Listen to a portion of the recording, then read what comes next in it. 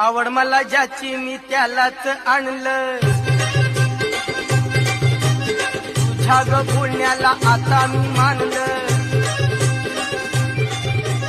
आवड मला ज्याची मी त्यालाच आणलं, तुझ्या ग बोलण्याला आता मी मानलं. शेजारची